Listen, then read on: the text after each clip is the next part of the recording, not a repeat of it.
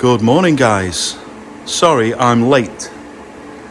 It's been a bit longer than normal since the last video on account of this weather, extensive European travel and extreme tiredness. So we'll catch up today anyway. I'll bring you up to speed. Last weekend was panic stations. We've got to get these finished. It was going to be bonkers heat, as we later found out. I wasn't going to be here because, unsurprisingly, trip to Germany, right at the peak of the heat wave. So in the event that something went wrong, I wouldn't be able to come down and sort it. So we had to get this ready, had to get Elliot in, make sure he knew what to do. We got them assembled. We had the weekend, or the end of the weekend, just to check that we were maintaining temperature. And it worked a treat. They were 12, 13, 14 degrees the whole of that period. This thing was steaming a bit, but it worked. So I'm really pleased. We've just got to put some redundancy in there, I think, just in case we do need to switch over to an alternate fan or an alternate radiator or something at some point. I've taken out the middle. I'll show you in a minute. We'll do that at the end of the video. I'll show you what we've done, but I can get a bit more stock in there now as well. So that's the cooling. As I probably showed you before, we've got the heat dump pipes that take the hot water, the exchanged hot water outside, and then the cold reservoir tank goes up through these pipes and into the rooms. Today we are brewing Murgy Straight. The bitter is casked and we'll be ready for next weekend. That's been mashing for a while now, should be done shortly. I think it's been in for almost an hour. We've washed out the copper, given that a rinse. It was cleaned last time, but just to make sure there's no bits and dust in it, because I've not used it for a week or 2 weeks now. I have one empty fermenter right now, this one, and it's empty because last week I decided not to brew so we could focus on the cold rooms, and in hindsight that was a smart move, but it has put us back a little bit in terms of beer. I've got plenty of stock to support the existing customers, but anyone new that's coming along, and there are some now every week, new pubs that are asking, I'm just having to get them to form an orderly queue, at least for the next couple of weeks. It's not a long-term thing, we'll fix it. The challenge, right, is casks. I can't get any. I've got 2 that have come back from trade. I've got 28 casks altogether, plus about 5-6 of these ones that used to be owned by the previous owner of the kit. So there's 3 in here, 2 in the car, and I need 8. So I'm short. So I've got really no choice but to leave that in suspended animation until I can get another 2-3 casks back. Tempting to put some in keg, but I will admit the 3 test kegs that we did, I'm not happy with them. They've lost a lot of hop aroma, whether it's been I haven't temperature controlled them right, whether the purge wasn't right, I don't know, I can't work it out. So we'll keep testing that, but there's something wrong with my process, I think, that I need to get my head around. So I'm gonna cask it all. The bitter is in cask, will be available to the pubs that have ordered it next weekend. Pump clips are now in. Moston Dragon. There's a story there, I'll tell you one day, but you can Google it. Google Moston Dragon, you'll work it out. So that will be available next weekend. So I've got 4 or 5 pubs that are like, we'll take Murgy and Moston Dragon, which I wasn't expected. So I guess put a little bit more pressure on the stock. We've not brewed in the elusive tank yet. In fact, it's not even hooked up to the cooling system, as you can see. The pipe's just coming out the back, but we'll get that connected to the glycol. I might do that later, actually, if we've got a bit of downtime while we're waiting for the boil or something. And then there's been no point filling it because I've got no ETA on the casks. So I fill that, and I'm going to need 20. So we just got to wait for the guys at Keg Logistics to switch back over from keg production or painting, whatever they do, refurbishment, and get some casks on. They said it would be a couple of weeks. That was about a week ago. I've not heard anything since, so fingers crossed. Trying some new software. Like most things, I'd copy-pasted my homebrew technique and processes over, and the cracks are starting to show now. You know, I've got a combination of free agent software for accounting, Brewfather for recipe and inventory management, and then lots of spreadsheets to work out where the casks are, production coming up, how much stock I'm going to have or not have. Yeah, it's not good. So I've been testing a couple, and I found one called Brew with two W's, Brew. And I spoke to them yesterday, and we've signed up to that. So I just created the inventory really quickly, just for this recipe. I've not created the whole thing yet, but I've created the inventory in the recipe, and it tracks things that Brewfather doesn't need to really. You know, batch numbers for ingredients. You can recall. You know where. If there's a problem with an ingredient, for example, and we're asked to recall it, I know exactly which casks will have that ingredient in. It's, it's all about quality. It's not expensive at our level. For the software, it's a monthly subscription. It's cloud-based, so I can access it anywhere, which is what I need because I'm not here, as you know. But if in the evenings in the week I need to dip in and check things, I can just do it on my phone rather than having to sit in front of a fixed PC. So, other news, Elliot has got his degree now. We went to his graduation last weekend. Very proud of him. You know, it's a real tough time for students, all students. If you're a student watching this, I'm proud of you. Studying in that weird environment we've been in for the last few years, the university experience is completely different to what anybody else has experienced. You expect to go to university and get that, whole rounded 3 years, living away, studying away, being independent, and then COVID strikes and you're sat in your bedroom on Zoom. You know what I mean? It's a shame. But they've studied hard anyway, just had to attack it in a different way. And there was a lot of happy students there. I'll show you the video if you're interested. If you're not, just fast forward. I'm going to come back at the end and I'm going to show you what we've done inside these cold rooms. Oh, and I went to Germany as well. Did I say that? I took some video there too. See you in a minute. Good morning, guys. Something different today. My little boy's graduating from university. Here we are at Staffordshire University, Stoke campus. About to get our gown, which he desperately doesn't want me to put on YouTube. However, he's got no option. We're going to embarrass him and record this for posterity. And Sarah's with me as well. Hello, Sarah. Hello. Don't you wish you'd done the Institute of Brewing and Distilling course instead of Transport Design? I'm alright, thank you.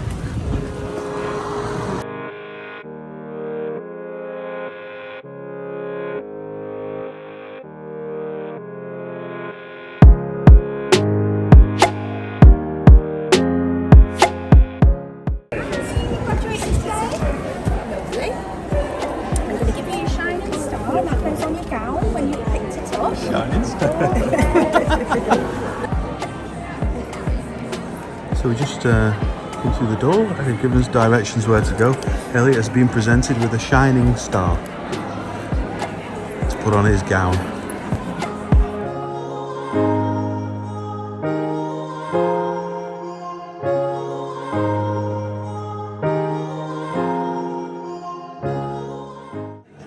There he is. Big Harry Potter. Oh, you got your gold star? You're finally on the best. The best? He's very nervous. He keeps doing this weird nervous yawn he used to do when he was a baby.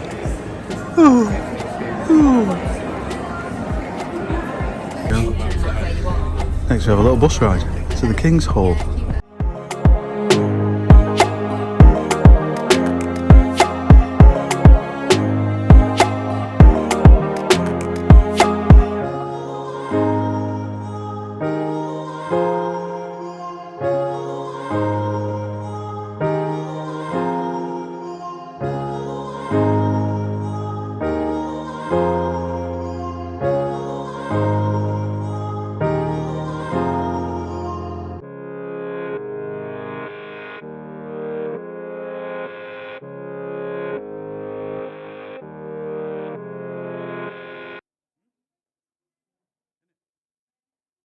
I've never been in here. King's Hall, Stoke. It's lovely.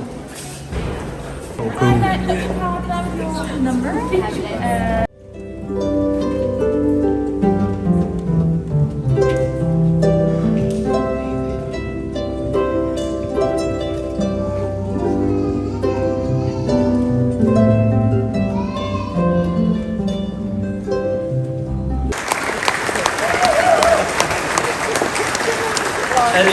Peter Thomason.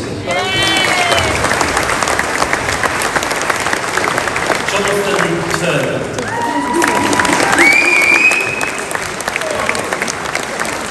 Christopher New. Throw.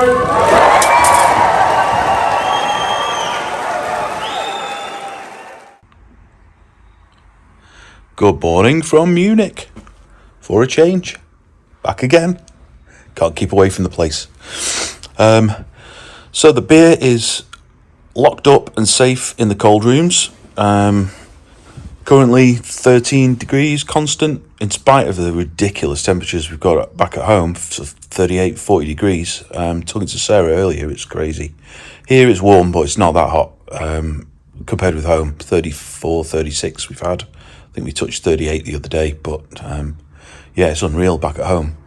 And it's a real test. We've set this whole thing up so that I can get on and do my day job activities uninterrupted. Elliot's at home. If there are any problems, we'll see it on the remote telemetry. If we get bursts or temperatures increase, he can head down and try and take care of things for us. So don't need to be there, and I'm pretty confident unless something bursts. I'm pretty confident that everything's under control back there. So we're just walking back from the most amazing steak. I'll put a picture up now. The most amazing steak place I've ever been to. Phenomenal. But yeah, phenomenal. Best steak ever. And walking back now, and there's just literally hundreds. Oh, there's the cops behind, making sure that they're safe. Not trying to bust them for rollerblading. How refreshing. I was here a few years ago when I think it was Croatia beat England in the football World Cup, and there were cars in the street here doing donuts, and the cops were absolutely happy to let it take place and just block the road off, let them get it out of their system, let off some steam. It was amazing. Fantastic. Oh, an ambulance. In case anyone goes arse over tit.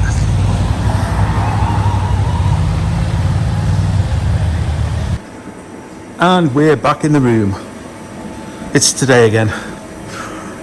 Brew day continues while you've been away. Through the secret power of time travel, we have now successfully drained down, sparged, transferred, and we're just about boiling now. Yeah, just starting now, so start the timer from now. 40 minutes. We'll get some hops in. Now the pump's all set, ready to go, connected up, heat exchanger, recirculate back in when we need to drop it down to the whirlpool temperature. So, what else has been going on? I said I would show you inside these rooms. Oh, there we go. So, I'll have to take the doors off so you can have a look, and I can't do that with only one hand. So, as Big Clive would say, one moment please. Thank you for holding. Your call is important to us. You'll notice first of all I've removed the insulation from the middle bits. The reason for that was once this was up, we thought we'd take it out as a test to see if the one radiator would sufficiently cool the whole space, and it did. So rather than building another one of these right now, because I don't need it right now, I'm happy with it all being the same temperature for now. We took it out and it's absolutely fine. So we can get 4 weeks production in here, 4 weekends, so 4 brew days, which is I think enough right now. And if we need more, then guess what, we'll make another one. Just knock the sides out and stick another one on the end here if we need to. The construction of this is So bits of sawn, untreated 45mm wood, I think it was.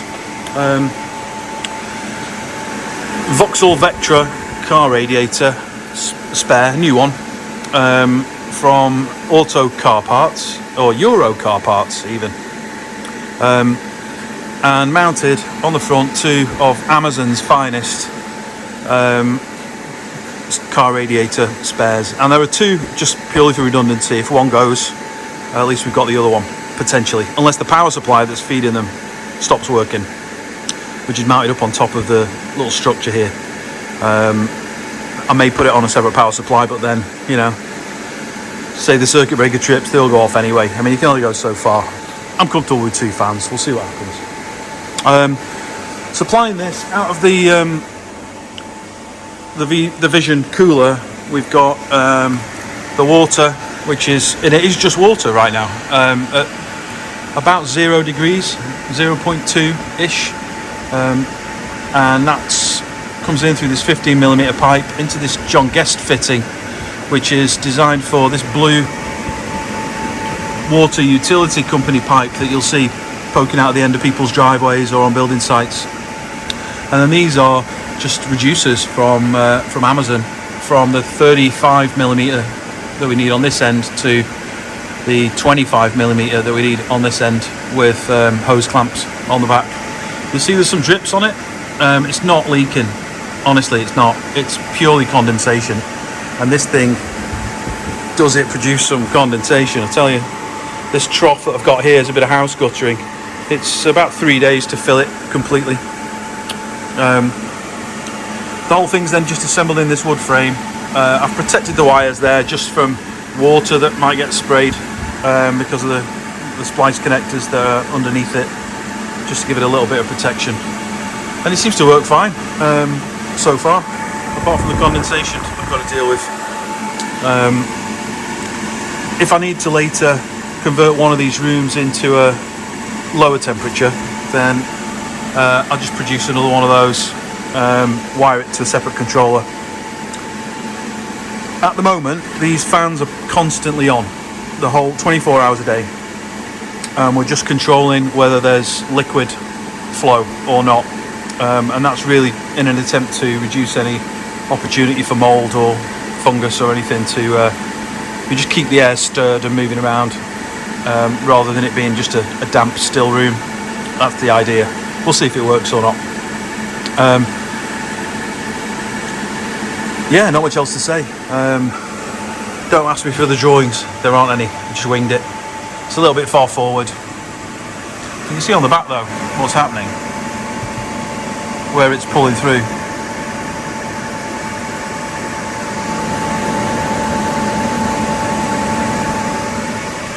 Yep.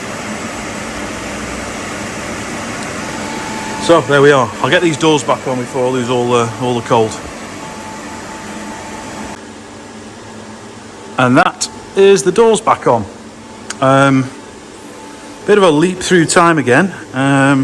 We're transferring into the fermenter now. We're transferring at 22.2, which will do. How much have we got left? A quarter left to go. Not long now. I was hoping for an early finish, but unfortunately I overslept, honestly. Alarm went off, 6:30. Just have 5 more minutes. Blink my eyes, 9:30. Plonker.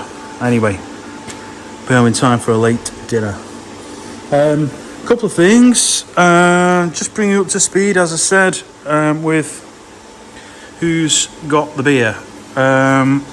So, we have permanently stocked, not permanently on the pumps. Some of these guys like to rotate a little bit, but they definitely should have some in their cellar at all times. The King's Lock in Middlewich, Newton Brewery Inn in Middlewich, and the Beer Emporium in Sandbach. They consistently take. Oh, I left my boot open. They consistently take a couple of casks a week from us. Additionally, in Middlewich, the White Bear, periodically, Paul there likes to rotate his stock around a little bit, so, and that's fine.